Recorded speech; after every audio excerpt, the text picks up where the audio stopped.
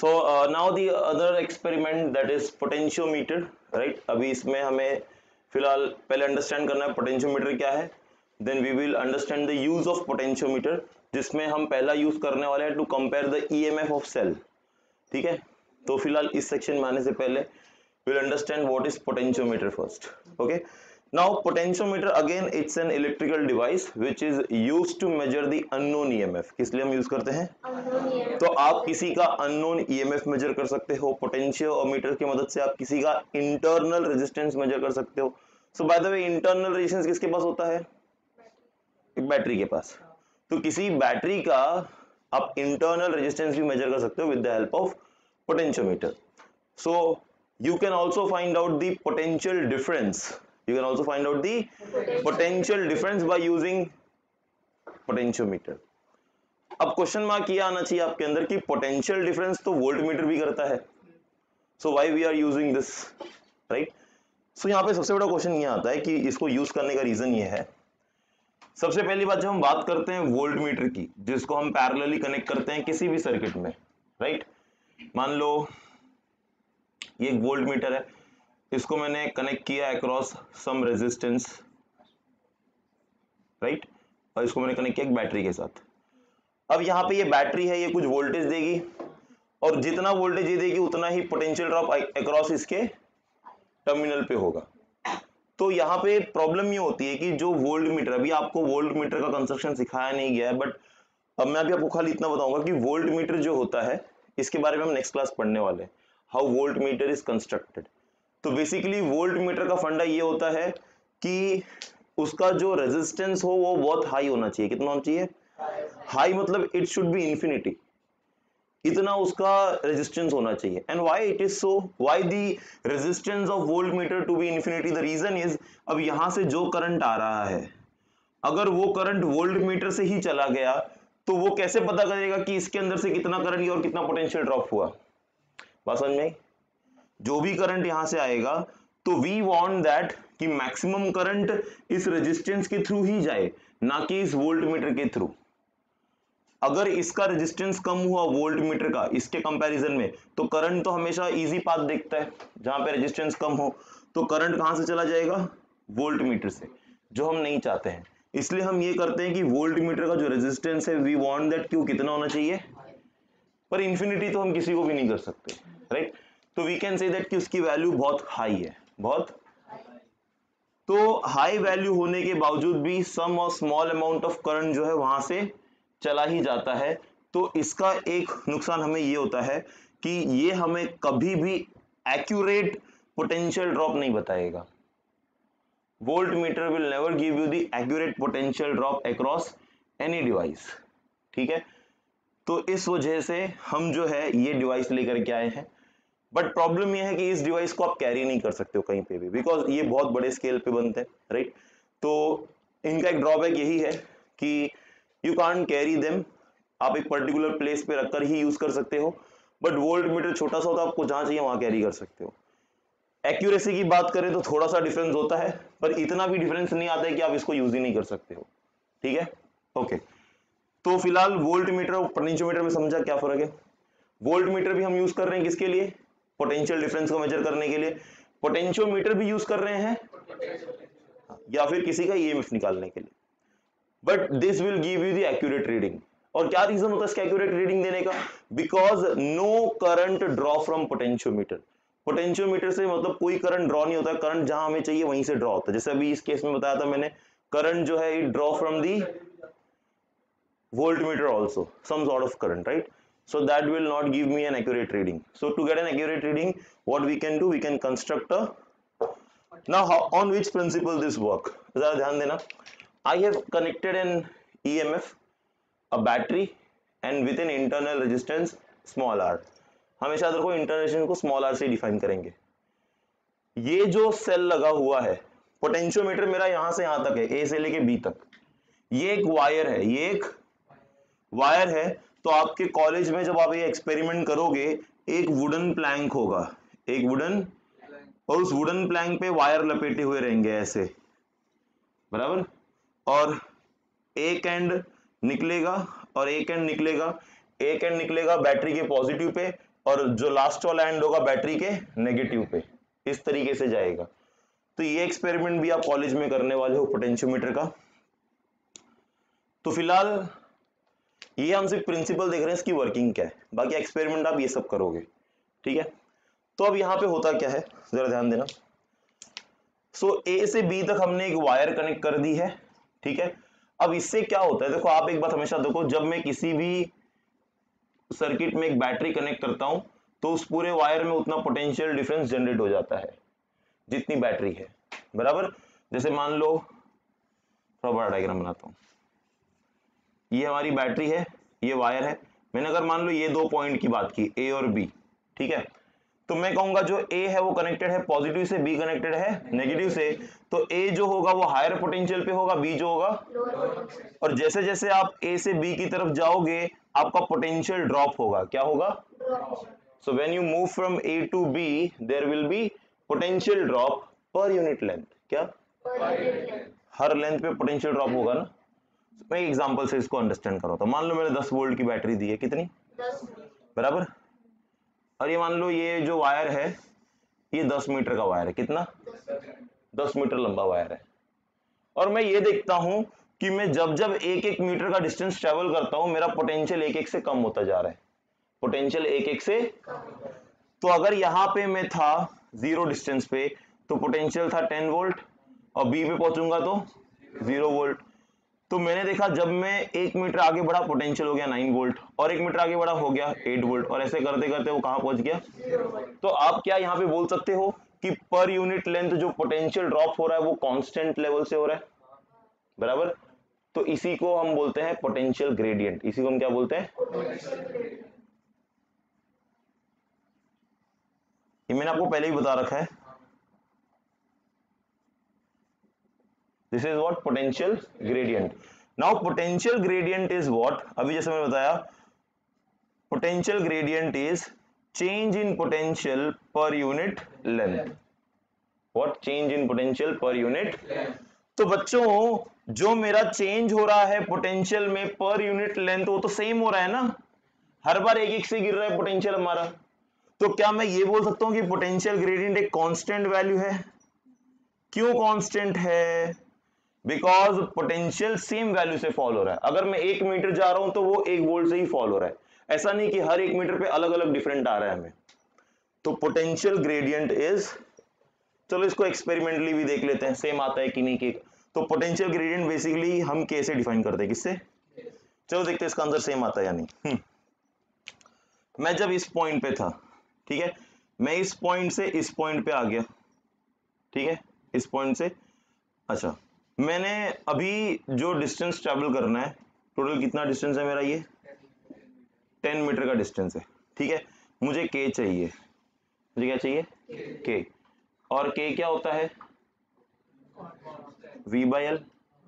के क्या होता है, पोटेंशियल पर यूनिट लेंथ, ठीक है, पोटेंशियल पर यूनिट, ओके। अभी आप जब यहां से यहां तक का डिस्टेंस ट्रेवल कर लिए, बराबर, आपने यहां से यहां तक का डिस्टेंस ट्रेवल कर लिया, तो चेंज इन पोटेंशियल कितना हुआ, तो वी क्या है, चेंज इन पोटेंशियल है, वी क्या है, तो इसको आप लिखोगे फाइनल माइनस इनिशियल, तो 10 माइनस 9, लेंथ कितना ट्रेवल किया आपने, 1, सो आंसर कितना है, 1 बाई 1।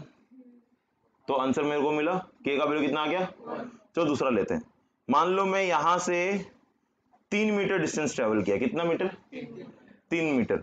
3 मीटर पे पोटेंशियल कितना होगा, 7 होगा, कितना होगा, तो यहां से 1 2 3, सो 9 8 7, तो डिफरेंस कितना आएगा मुझे, डिफरेंस, क्योंकि अपने को फिर से के निकालना है ना, तो change in potential final minus initial, so 10 minus 7 divide by 3। 3 क्यों लिखा मैंने, क्योंकि मैंने 3 मीटर का डिस्टेंस ट्रेवल किया ना।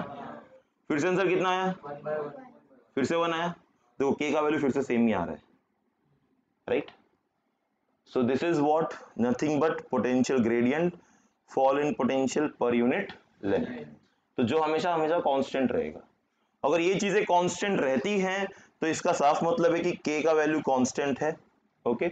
अच्छा, तो यहां पर भी बच्चों अगर मान लो मैंने एक बैटरी लगाई है जिसका EMF कुछ है, मान लो इसको भी अगर 10 वोल्ट पकड़ लिया मैंने, कितना, तो ये ए से लेके बी तक ये पूरा 10 वोल्ट में डिवाइड हो जाएगा सेक्शन, पूरा किस में डिवाइड हो जाएगा 10 वोल्ट में।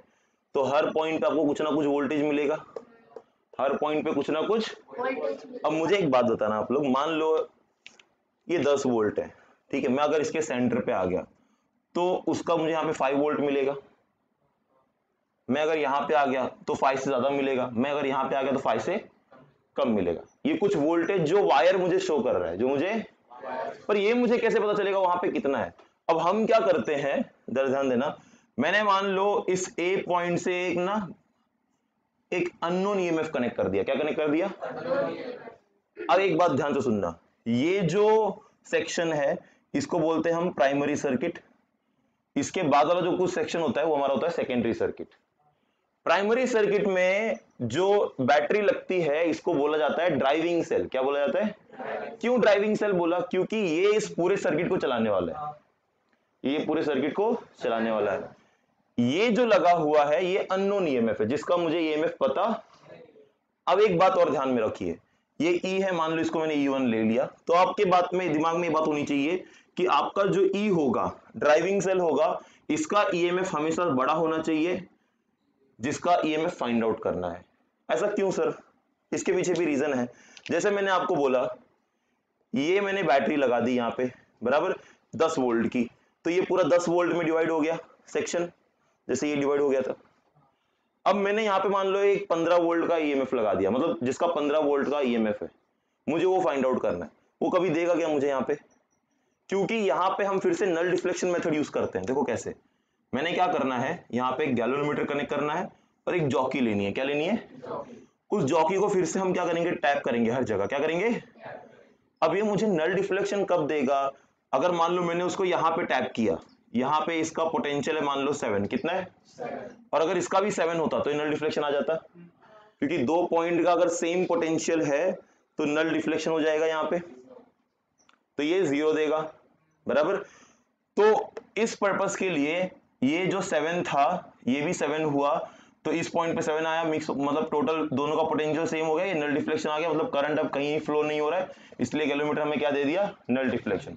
अब मान लो ये 15 वोल्ट का होता, तो इस पूरे कहीं पे 15 वोल्ट है क्या? तो क्या मुझे कभी नल डिफ्लेक्शन मिलेगा? तो कभी भी आप इसको फाइंड आउट नहीं कर सकते हो। तो मेजर पर्पस ये होना चाहिए कि जो ड्राइविंग सेल है इसका ईएमएफ जो है इससे बड़ा होना चाहिए। ठीक है, क्या ये पार्ट समझ में आया तुमको? ये क्यों होना चाहिए ऐसे? एवरीवन या दीक्षा?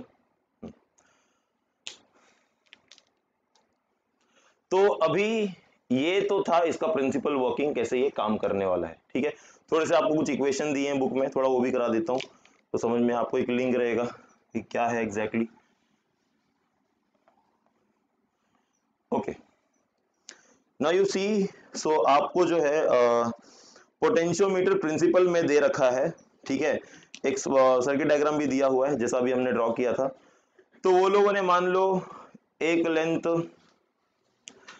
यहां से, एक कोई लेंथ वो लोग ने ले लिया है पॉइंट सी पे, उसको लेंथ एल माना, मतलब आप यहां से आ जाओगे तो आपका पोटेंशियल ड्रॉप होने वाला है कुछ एक वैल्यू से, एक लेंथ से। तो वो लोगों ने जो है जो पोटेंशियल होगा पूरा यहाँ पे वो कितना होगा, V is equals to I R. अच्छा, I को अगर मुझे EMF में बताना है तो हम कैसे बताते हैं, I is equals to total EMF upon total resistance in the circuit. ये क्लास 11th में किया हुआ हमने, करंट को in terms of EMF represent करते हैं। ठीक है, तो I is equals to total EMF। अच्छा, EMF और वोल्टेज में क्या फर्क होता है? EMF एक बैटरी देती है, वोल्टेज एक बैटरी का होता है, पर EMF तब होता है जब मैंने बैटरी को किसी भी रेजिस्टेंस से कनेक्ट नहीं किया है। बात ध्यान से सुनना, किसी भी सर्किट में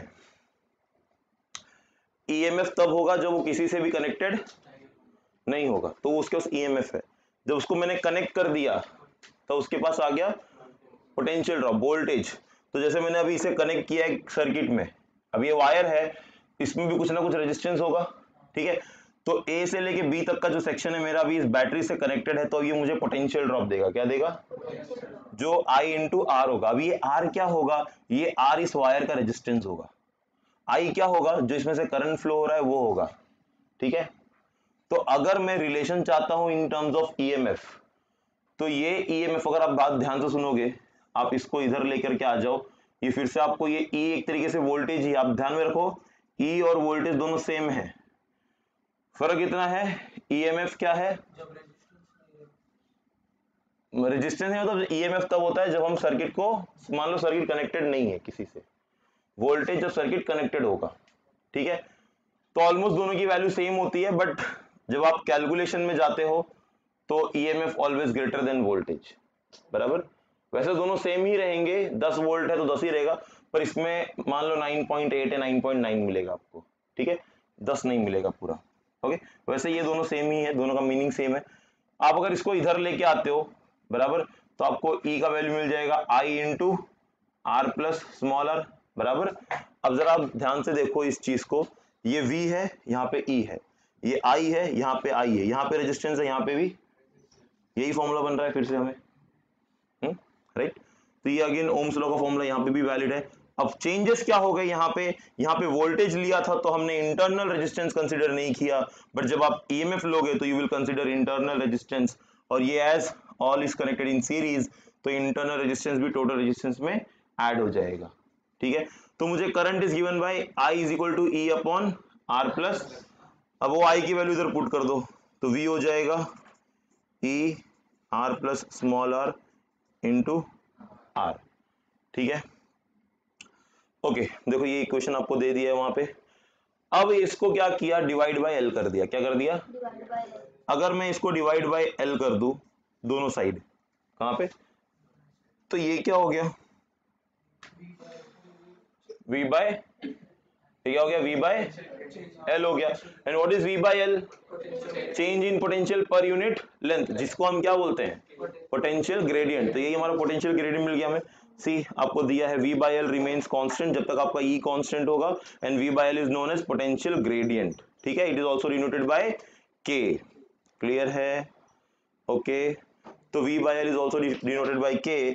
तो अगर मैंने V बाय L को बोला कि this is nothing but K, L को आप इधर लेके आ जाओ, तो V इज इक्वल टू हो जाएगा K times of L, capital लिया, ठीक है। V क्या हो जाएगा, K टाइम्स ऑफ, ओके। अच्छा, सो ये सारी चीजें होती हैं। वैसे आप ना K को और एक तरीके से निकाल सकते हो, निकालने के बहुत तरीके हैं। देखो मैं आपको बताता हूं, अगर आपको K किसका फाइंड आउट करना है तो कैसे करोगे। V क्या होता है, I इंटू आर, तो मैंने I को एज इट इज लिख दिया, R को मैं क्या लिख सकता हूं, rho A by L, sorry rho L by A, rho L by, यहाँ पे V है। अच्छा, मुझे V और L का रिलेशन चाहिए ना, V और, तो ये जो बचा हुआ टर्म होता है मेरा पूरा, ये मेरा पूरा कांस्टेंट टर्म हो जाता है, क्या हो जाता है, K हो जाता है।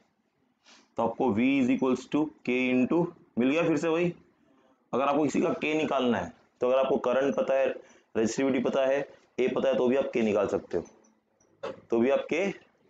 अब इसमें आप एक चीज देखो, किसी भी वायर में जो करंट फ्लो होता है वो कांस्टेंट होता है, किसी भी वायर का क्रॉस सेक्शन एरिया कांस्टेंट होगा, किसी भी वायर का रेजिस्टिविटी कांस्टेंट होगा, तो क्या ये K कांस्टेंट नहीं होगा।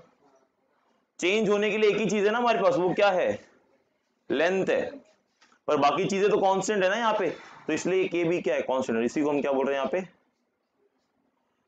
कहाँ लिखा, this is my potential gradient, okay, clear इतना। तो ये जो भी कुछ पार्ट था, this was for potentiometer, and you can consider it as an principle of potentiometer. अब हम इसके यूजेस पे आते हैं, किस पे, अच्छा यूजेस में हम अभी दो यूजेस देखने वाले हैं, right.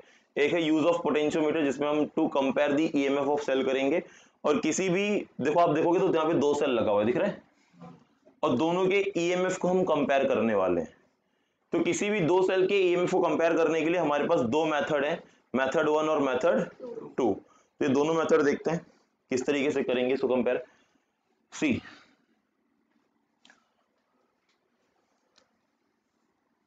Okay, so how to compare the EMF of cell, full AC बंद कर देंगे, ओके। सो यहाँ पे मेथड 1 हम किस तरीके से करेंगे, जरा ध्यान देना। ये हमारा ड्राइविंग सेल है E, ये हमारा K है, दिस इज आवर रियोस्टेट, ठीक है।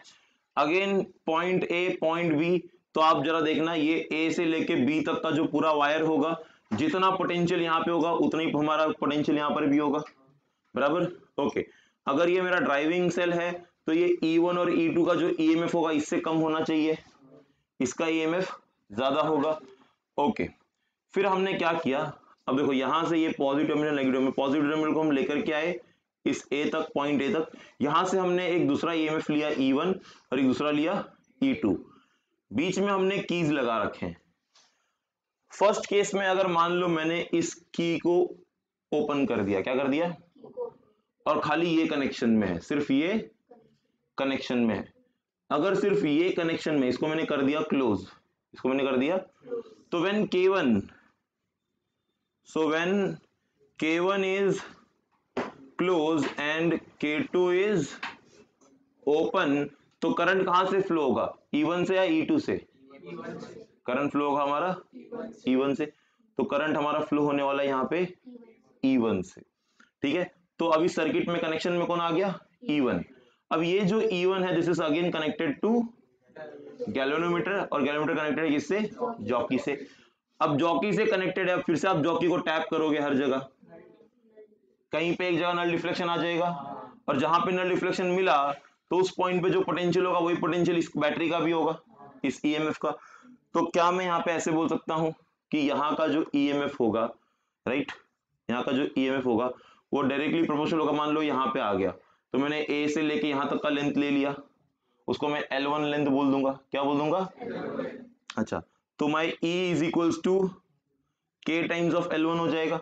सर K क्यों लिया अभी, क्योंकि अभी हम बताते जा रहे हैं V is equal to K times of, where K is what, वो तो बाद में ऐसे ही कट हो जाएगा, ठीक है।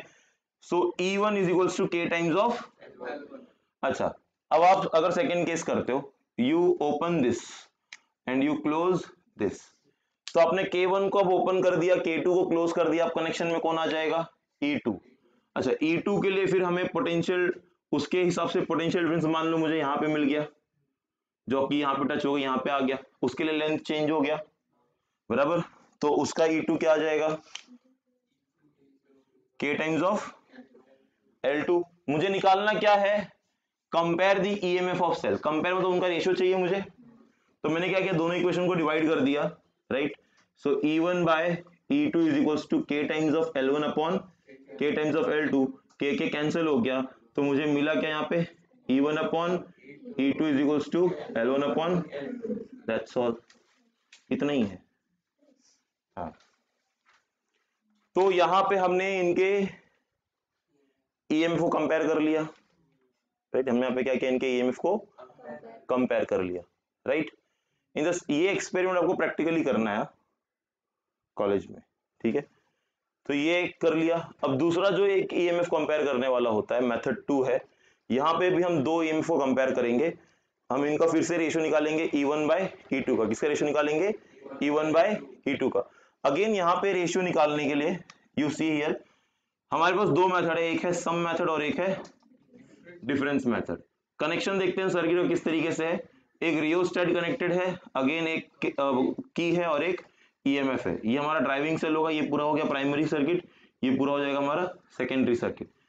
अगेन आप देखोगे तो A से लेके B तक जो है हमारा एक पोटेंशियोमीटर वायर है, लगभग 1 मीटर लंबा ये भी वायर होता है, ठीक है, और ये 1 मीटर प्लस होता है, ठीक है, 1 to 1.2 मीटर।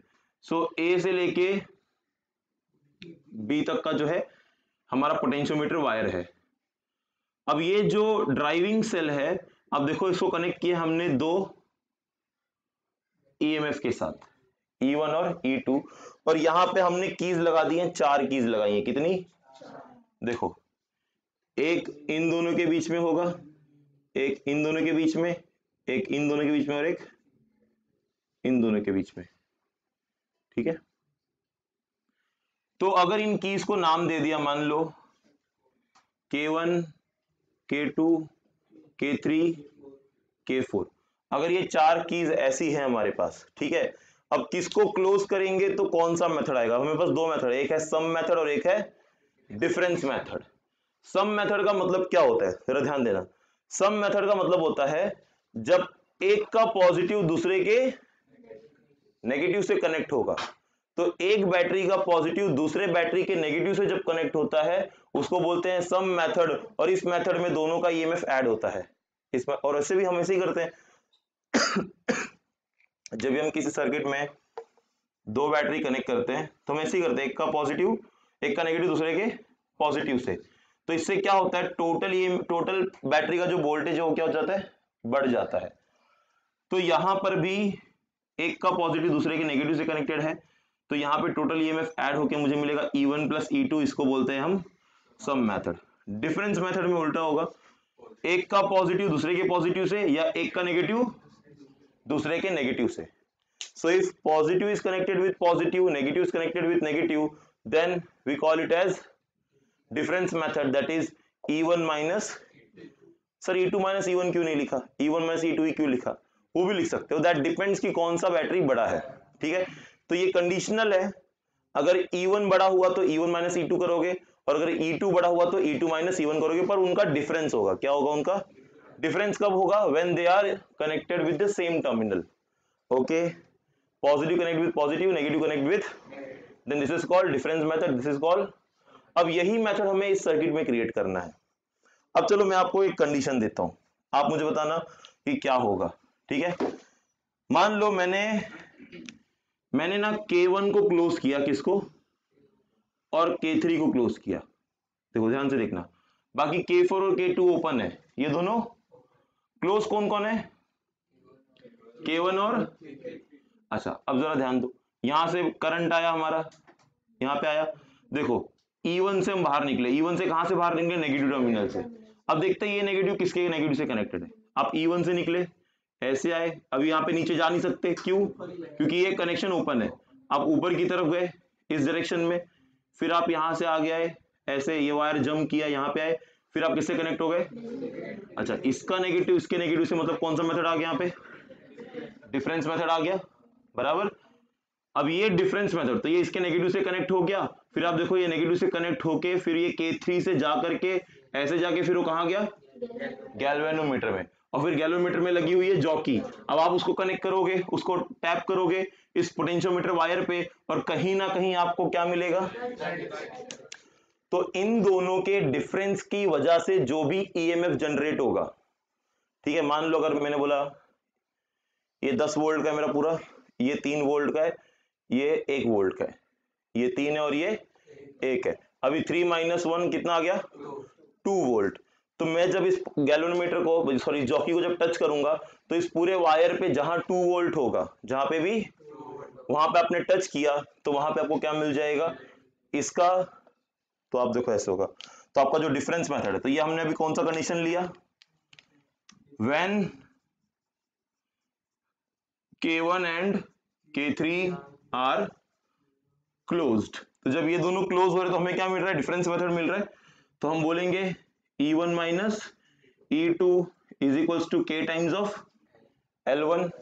वो क्या आएगा, K टाइम्स ऑफ, क्योंकि इन दोनों के वजह से मुझे गैल्वेनोमीटर में कोई तो एक लेंथ मिला ना, जहां पे क्या मिला मुझे, इसका जो पोटेंशियल हुआ, मतलब इस वायर का जो लेंथ का जो पोटेंशियल हुआ वो इक्वल हो गया इन दोनों के डिफरेंस के पोटेंशियल से। ठीक है, फिर मैंने इसको दिया इक्वेशन नंबर 1। अब दूसरा मेथड करोगे आप, अब आप K1 K3 को क्लोज किए, तब क्या करोगे आप, अब ये ओपन होगा, हमने K2 को और K4 को क्लोज कर दिया। अब कहां कहां से ट्रेस करोगे इसको, एसी ऑन कर दे, अब कहां कहां से ट्रेस करोगे बोलो, हाँ तो कहां से, देखो ये नेगेटिव से निकले, K4 से गए, और देखो इसके पॉजिटिव पे आ गए। So negative is connected with, तो जब नेगेटिव कनेक्टेड है पॉजिटिव के साथ, तो ये कौन सा मेथड हो गया। तो अब मुझे क्या कंडीशन आएगा, देखो, सो व्हेन K, कौन सा था, K4 and K2 are closed, ये क्लोज्ड है मतलब बाकी ओपन है, तो मुझे मिला E1 plus E2 is equals to K times of, अच्छा इसके लिए मुझे भी अभी दूसरा लेंथ मिलेगा। अच्छा मुझे आप बताओ इन दोनों में से किसके लिए लेंथ बड़ा होगा, इसके लिए या इसके लिए, जो मुझे लेंथ मिलेगा टैप करके, किसके लिए बड़ा मिलेगा? फर्स्ट वाले कंडीशन के लिए, सेकंड वाले कंडीशन? यस, किस कंडीशन के लिए बड़ा मिलेगा मुझे? फर्स्ट के लिए, सेकंड के लिए नहीं मिलेगा। चलो देखते हैं किसके लिए बड़ा मिलता है। अभी E1 माइनस E2 क्या, मैंने मान लो एग्जांपल लिया था, ये 3 है ये 1 है, सबट्रैक्ट करके इतना आ गया 2 वोल्ट। तो मैंने यहां से स्टार्ट किया, बराबर। तो जब मैंने इसके लिए स्टार्ट किया तो मैंने बोला यहाँ पे हायर पोटेंशियल है, बराबर। अभी 2 वोल्ट क्या होना चाहिए? सेम होना चाहिए ना। जहां पे सेम होगा वहीं पे हमें क्या मिलेगा? अब 2 वोल्ट जाने के लिए, अगर ये 10 वोल्ट की बैटरी है, यहाँ पे 0 है, यहाँ पे 10 है, तो आप आगे आगे ऐसे जाओगे तो 2 वोल्ट कहीं इसके पास में मिलेगा, क्योंकि यहाँ पे 0 है ना। तो यहाँ पे मान लो 1 हो गया, यहाँ पे 2 हो गया। तो इसके लिए लेंथ, फर्स्ट वाले कंडीशन के लिए मान लो लेंथ यहाँ पे कहीं आ गया। सेकेंड वाला 4 है, क्या है? क्योंकि ऐड हो रहा है, ये 3 और ये 4 हो गया। अभी 2 के तो आगे आएगा ना 4, तो उसका डिस्टेंस क्या हो जाएगा?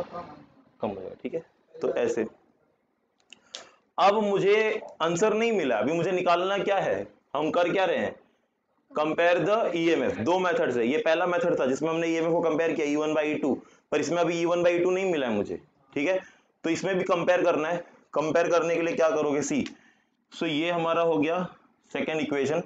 अब इन दोनों इक्वेशन में जरा ध्यान से सुनो बच्चों, इन दोनों इक्वेशन को अगर आप डिवाइड करोगे तो के तो कैंसिल हो जाएगा, पर मुझे E1 बाई E2 तो नहीं मिलेगा ना।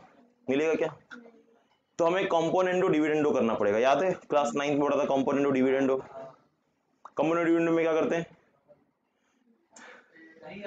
सुनो, A by B C by D. तो हम क्या करते थे कंपोनेंडो डिविडेंडो में? A plus B, A minus B, C plus D, C minus D. समझ में आया? तो यहां पर भी अगर जब मैं इन दोनों को डिवाइड करूं, के कट हो जाएगा, कंपोनेंट डिविडेंडो अप्लाई करोगे तो दिस प्लस दिस करोगे एक बार, और दिस माइनस दिस करोगे। इसको भी L1 प्लस L2 और L1 माइनस L2। देखो आपको आंसर में वही आया रहेगा, पेस्ट। देखो एक साइड में आपको मिला है L1, अब उसका सेकेंड मेथड का जो लास्ट पेज नंबर 223 पे, जो 223 पे इक्वेशन 9.11 दिखा, तो मिला L1 plus L2 minus L1 minus L2, ये मिला। अच्छा, अभी आप एक चीज देखना, L1 माइनस L2 मिल रहा है हमें। ओके, अभी ये जो कंडीशन हमें मिली है, ये जो कंडीशन हमें को मिली है, अब इस कंडीशन में आप जब इसको कंपोनेंट डिविडेंडो करोगे तो यहाँ पे बाकी चीजें कट हो जाएगी आपकी। क्या हो जाएगी? कैंसिल हो जाएगी। और कैंसिल होकर आपको क्या मिलेगा? सिर्फ E1 और E2 मिलेगा। E1 upon when you apply componendo and dividendo इस मेथड से, ठीक है। तो आपको क्या मिलेगा? ठीक है, क्लियर है? ओके, तो बाय द वे इनको मिला है E1 अपॉन E2, है ना, पर आपको मिलेगा E2 अपॉन E1। क्यों? क्योंकि हमारा इक्वेशन 1 E1 माइनस E2, देखो उनका इक्वेशन 2 है E1 माइनस E2, है ना। वो लोग ने नीचे E1 माइनस E2 लिया है और ऊपर E1 प्लस E2 लिया है, पर हमारे इक्वेशन के हिसाब से हमें नीचे E1 प्लस E2 मिलेगा और ऊपर E1 माइनस E2 मिलेगा। तो जब इसको सॉल्व करोगे तो आपको E2 बाई E1 आएगा। क्या आएगा? E2 बाय, ये बात का भी ध्यान रखना, ठीक है। सो आप इसको सॉल्व करो, the answer will be the same. Okay, so finally आपको आंसर, अगर मैं इससे इसको डिवाइड करूं, चलो 2 से 1 को ही कर देते हैं, तो हमें मिल जाएगा क्या? E1 upon E2 is equals to L1 plus L2 divide by L1 minus, ठीक है, and this will be your answer. Clear है सबको? ओके, सो यहाँ पे पोटेंशियोमीटर का पार्ट जो है वो हमारा एंड होता है। अब एक पार्ट थोड़ा सा बचा है। देखो ये भी हमने एक सेक्शन किया ना, to compare the EMF of cell. अब हम करेंगे to find the internal resistance of the cell by using potentiometer. एक वो सेक्शन कर लेंगे, फिर आपको दिया है कुछ एप्लीकेशन, ठीक है। एप्लीकेशन के बाद है पोटेंशियोमीटर एज एन सेंसर भी है, ठीक है। ठीक है, तो पहले ये और एक वो एक कर लेते हैं, और कौन सा? To find the internal resistance, ठीक है। Okay, so the question here is question based on potentiometer, right. Question में क्या दिया, जरा ध्यान देना। इन द फिगर, तो आपको फिगर दिया हुआ है, the potentiometer wire A B. तो ये ए से लेकर के, ठीक है, बी तक का हमारे पास जो है एक पोटेंशियोमीटर वायर है। तो ये वायर यहां से यहां तक है, ठीक है, यहां से यहां तक। जिसका लेंथ कितना दिया है आपको, L दे रखा है, एंड रेजिस्टेंस 9R, इस वायर का रेजिस्टेंस कितना है हमारा 9R है, is joined to a cell D, इस वायर को हमने एक सेल से कनेक्ट किया जिसको D सेल बोला, जिसका EMF E है और उसका internal resistance small r। The cell C, एक दूसरा सेल C है जिसका EMF E/2 दे दिया आपको एंड इंटरनल रेजिस्टेंस दिया है 2R। The galvanometer G will show no deflection when the length AJ is, तो ये हमें नो डिफ्लेक्शन शो करेगा व्हेन द लेंथ AJ जो है। तो आपको यहाँ पे फाइंड आउट ये करना है कि A से लेके J तक का जो लेंथ है हमारा L लेंथ, ये कितना है। अब मुझे पता है A से लेके B तक का लेंथ कितना है, कैपिटल L है ना। ओके, सो ऐसे क्वेश्चन करने के लिए हमने देखो EMF अभी हम कितनी बार करते हैं, किसी भी बैटरी का जो EMF होगा that will be equal to K times of L, बराबर। तो अगर इस बैटरी की EMF की बात करें सो E/2 will be K times of, पर प्रॉब्लम ये कि हमें K नहीं पता है ना। अगर हमें K पता चल जाए तो ये स्मॉल l पता चल जाएगा। ओके, तो फिलहाल ये मेरा मेन इक्वेशन है जो हमें यूज करना है। अब K निकालने के लिए हमारे पास कौन सा इक्वेशन है, हमने सीखा अभी थोड़ी देर पहले कि जो वोल्टेज होता है वो होता है K times of L, yes, the voltage will be K times of L। पर अगर मैं इसको इन जनरल इक्वेशन लिखता हूं तो मैं कैपिटल L लूंगा। क्यों सर आपने कैपिटल क्यों लिया, अभी थोड़ी देर पहले मैं बताया था, है ना, ये डायग्राम किया था हमने अभी। ये बैटरी है, ये पॉइंट A है, ये पॉइंट B है, तो ये टोटल लेंथ L है ना मेरा A से B तक, तो पोटेंशियल यहाँ पे मैक्सिमम होगा, यहाँ पे मिनिमम होगा, तो जो भी पोटेंशियल ड्रॉप होगा पर यूनिट लेंथ वो हम A से B तक पूरा लेंगे। तो जो टोटल लेंथ L के लिए डिपेंड कर रहा है, ये कंडीशन अलग है, ये इस वाले EMF के लिए ये फंडा है, और ये वाला फंडा जो हो रहा है वो इस वाले EMF के लिए है। तो यहाँ पे V will be what, K into V क्या हो जाएगा, K इंटू L। अब हमें निकालना K है तो L को इधर लेके आ जाओ, क्योंकि K क्यों निकाल रहे हैं, क्योंकि वो K की वैल्यू हम यहाँ पुट करेंगे, ठीक है। तो K निकालना है, so K will be what, V by, अच्छा V को क्या लिख सकते हो, I into R by L। अच्छा ये R कौन सा है, ये R इस वायर का रेजिस्टेंस है, पूरे वायर का, क्योंकि R is the total resistance, small r is the internal resistance. अभी I क्या होगा, क्योंकि EMF दिया है, स्मॉल r दिया, तो I को मुझे लिखना पड़ेगा। थोड़ी देर पहले मैंने I लिख के दिखाया था, कैसे लिखते थे I, EMF upon total resistance R plus small r multiplied bye R by L। क्या ये बात समझ में आई। I की जगह पे क्या लिखा, EMF इज इक्वल टू, अच्छा ये कौन सा EMF है, ये वाला, ये कौन सा EMF है, ये वाला। ओके, सो अभी कैपिटल R कितना है मेरा और स्मॉल r कितना है, वो तो स्मॉल r ही है।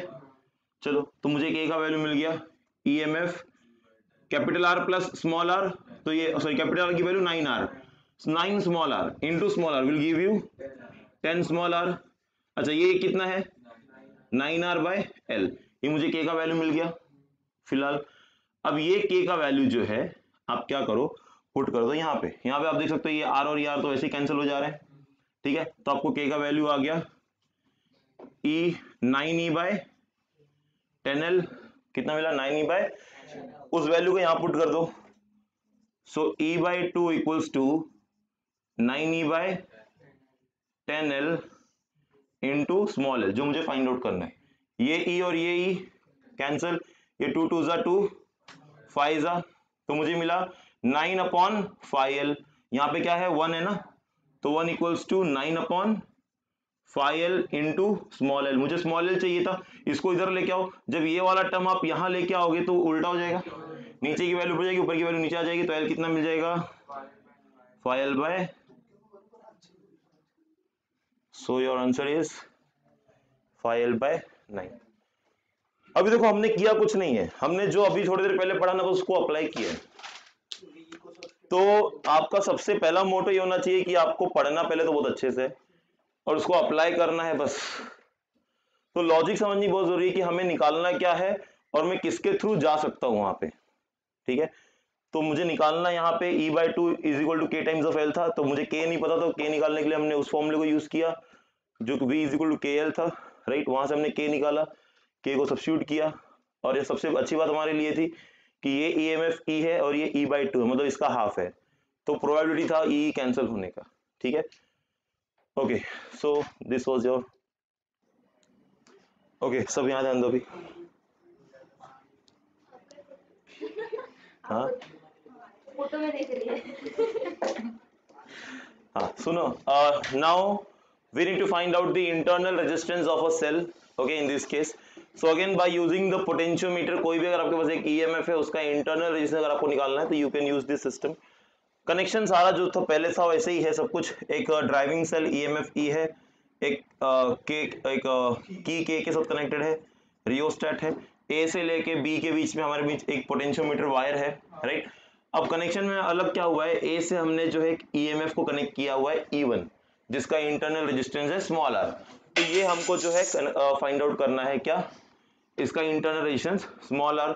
और आप देखोगे तो इससे पैरेलल में ही हमने जो है एक की और एक आर, आर क्या है यहाँ पे, कैपिटल आर क्या है, ये एक रेजिस्टेंस बॉक्स हो सकता है, ठीक है, ये फिक्स रेजिस्टेंस हो गया, फिर आप उसको वेरी भी कर सकते हो। और जो है ये कनेक्टेड है गैल्वेनोमीटर से, अगेन गैल्वेनोमीटर कनेक्टेड है एक जॉकी से। अब सिस्टम क्या होगा, सबसे पहले मान लो मैंने इसको जो है ओपन रखा, किसको, के को, इस के को हमने क्या किया, ओपन कर दिया।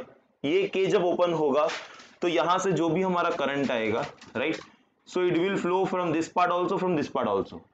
इस बैटरी के हिसाब से इस ए और बी में एक पोटेंशियल जनरेट हो जाएगा, ठीक है। यहां से जो करंट जाएगा, अब देखो करंट के यहाँ पे आने में दो रास्ते हैं, एक आगे जाने के लिए और एक नीचे जाने के लिए। नीचे वो जाएगा नहीं क्योंकि ये सर्किट ओपन है, पूरा करंट जाएगा आगे की तरफ। अच्छा, अभी ये मेरा एक बैटरी लगा हुआ है E1 और आप देखोगे एक उसके बाद इंटरनल रेजिस्टेंस है स्मॉल r। तो जब मैं इस ये कनेक्टेड है गैल्वेनोमीटर से, और इसको जब मैं जॉकी को जब मैं एक कहीं पॉइंट पे टच करूंगा तो किसी पॉइंट पे जो है ये मुझे नल डिफ्लेक्शन देगा। तो नल डिफ्लेक्शन क्यों देगा, बिकॉज जितना E1 का पोटेंशियल है उतना ही पोटेंशियल मुझे इस वायर पे भी मिल गया, इस पॉइंट पे दोनों का पोटेंशियल सेम हो गया, उसने क्या दे दिया मुझे, नल डिफ्लेक्शन। तो उसको मैं कैसे लिख दूंगा, उसको मैं लिखूंगा E1 is equals to K times of L1, उसको मैंने एक L1 लेंथ मान लिया। ओके, सेकेंड केस में इसको मैं क्लोज कर देता हूं, इसको मैं, जब मैं इसको क्लोज करता हूं, अब ये एक बात ध्यान रखना, ये जो E1 मिला है, इस E1 में ये वर्किंग कंडीशन में है क्या, अभी E1 हमारा नहीं है। क्यों नहीं है, क्योंकि देखो वर्किंग कंडीशन का मतलब समझो पहले क्या होता है, जितना पोटेंशियल इस बैटरी का है उतना ही पोटेंशियल इस वायर का भी है, बराबर, दोनों का पोटेंशियल क्या हो चुका है, सेम हो चुका है।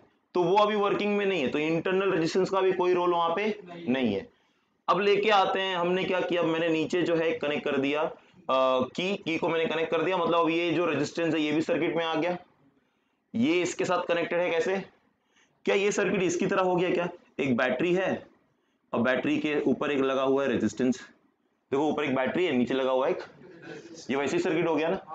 और जब ऐसा कोई सर्किट हमारे पास होता है तो हमें ये पता है कि इसके अक्रॉस कुछ ना कुछ पोटेंशियल ड्रॉप होगा, और जितना पोटेंशियल ड्रॉप इसके अक्रॉस होगा उतना ही पोटेंशियल इस बैटरी का भी होगा। अब हम फिर से क्या करेंगे, अब फिर से हमने इसको कनेक्ट कर दिया, कनेक्ट करने के बाद अब जॉकी को लेंगे, फिर से हम उसे क्या करेंगे, टैप करते हुए चलेंगे, right. But now in this case ये जो लेंथ मुझे इसके लिए मिला था और अब जो मुझे लेंथ मिलेगा वो उससे कम मिलेगा। क्यों कम मिलेगा, क्योंकि मैंने आपको पहले ही बताया जब हम इसे सर्किट में कनेक्ट करते हैं रेजिस्टेंस के साथ तो मुझे जो पोटेंशियल ड्रॉप मिलता है कंपैरेटिवली ईएमएफ से थोड़ा सा कम होता है ना, ईएमएफ से कंपैरेटिवली थोड़ा सा क्या होता है, ये कम होता है, जिसकी वजह से अब इसका जो टोटल पोटेंशियल है because of the connection of this resistance वो डिक्रीज हो चुका है, तो लेंथ भी हमारा क्या हो जाएगा थोड़ा सा। तो अब मुझे जो यहाँ पे अब ईएमएफ नहीं मिलेगा, वोल्टेज मिलेगा। अब वोल्टेज मुझे मिलेगा K टाइम्स ऑफ L2, बराबर, क्या मिलेगा, K टाइम्स ऑफ। अब दोनों को आप डिवाइड कर दो, सो E1 upon V is K cut हो जाएगा, बचेगा L1 बाय L2। अच्छा, ये तो रिलेशन मिला, बट मुझे करना क्या था, हमें फाइंड आउट क्या करना था, ऐसा तो कुछ अभी इसमें हुआ नहीं, बराबर। अब उस कंडीशन को लेके आते हैं इंटरनल रेजिस्टेंस वाले, इसको मान लिया मैंने इक्वेशन नंबर 1। अभी हमने पढ़ा है कि हमारा जो I होता है वो E is equals to R plus small r है। इसको यहां लेके आ जाओ, इसको यहां लेके आओगे तो आपको मिलेगा R plus small r multiplied by I is equals to E। इसको अंदर मल्टीप्लाई कर दो तो ये हो जाएगा I into R plus I into small r equals to E। ये ऐसे कंडीशन देगा मुझे, ओके। बट हमें पता है कि I इंटू R क्या होता है, V होता है, इसके अब अगर मैंने V लिख दिया प्लस, अब ये जो I और ये R है स्मॉल r, इसको मैंने ऐसे ही रहने दिया, इक्वल्स टू हमने क्या लिख दिया इसको E। ठीक है, तो यहाँ पे इस वाले कंडीशंस में हम लोग जो है अब, ठीक है, ये लोगों ने IR प्लस, अच्छा ये EMF की वैल्यू मिल गई इनको। ठीक है, ये लोग ने EMF का वैल्यू लिखा हुआ है, आगे देखते हैं, ये लोग ने ऐसे डायरेक्ट नहीं सॉल्व किया। सी ये जो EMF का वैल्यू मिला ना, क्या मिला, IR प्लस ये E की वैल्यू लोग ने यहाँ पुट कर दी है। ठीक है, ये E की वैल्यू क्या किया ये लोगों ने, अच्छा मैं इस सर्किट की बात कर रहा हूँ, है ना, तो इस सर्किट में मेरा E क्या है, E1, यहाँ पे E1 और यहाँ पे भी E1 और यहाँ पे भी E1 लेंगे हम, राइट, क्योंकि ये हमने सब इस सर्किट के लिए ड्रॉ किया है। आप किरचॉफ लॉ से भी इसको निकाल सकते हो, किरचॉफ लॉ से भी इसको निकाल सकते हो, वोल्टेज लॉ, लूप लॉ लगा के। ओके, अब ये E की जो वैल्यू है, what you do, you substitute this value of E in this equation. Equation क्या है मेरा, E1 upon V equals to L1 by, अच्छा E1 कितना है मेरा, IR प्लस I, अच्छा V कितना होता है, I into R, capital R, equals to L1 by L2। Now I common आएगा, यहां से I कॉमन आएगा, कैंसिल हो जाएगा, सो I कॉमन आया, अंदर बचा R plus R upon IR equals to L1 plus I cut, बचा क्या, मुझे निकालना स्मॉल r है, मैंने ये r दोनों को डिवाइड कर दिया, r upon r plus small r upon r equals to L1 by, ये दोनों कट होके 1 आ गया, ये 1 इधर पॉजिटिव उधर जाके, so r by small r by capital R equals to L1 by L2 minus, अच्छा मुझे सिर्फ स्मॉल r चाहिए, ये r को भी उधर लेके जाओ, उधर जाके मल्टीप्लाई, तो r is equals to L1 by L2 minus 1, ये आ गया। ठीक है, so this is your internal resistance. So by this formula you can find out the internal resistance of any EMF by using the potentiometer। ठीक है, तो उसके लिए पता होना क्या जरूरी है, ये लेंथ है ना, अगर ये लेंथ ही हमें नहीं पता होगा तो हम जो है इसको कैलकुलेट नहीं कर पाएंगे। ओके, क्लियर है इतना, चलो। So this was the section. अभी बचा है आपका एप्लीकेशन ऑफ पोटेंशियोमीटर, और वो होने के बाद फिर जो है हमारा एडवांटेज ऑफ पोटेंशियोमीटर वगैरह जो है और वोल्ट मीटर। ठीक है, सो ये वाले सेक्शन हम कल कर लेंगे, मतलब कल के लेक्चर में। सो आज यहीं पे स्टॉप करते हैं, ठीक है, चलेगा।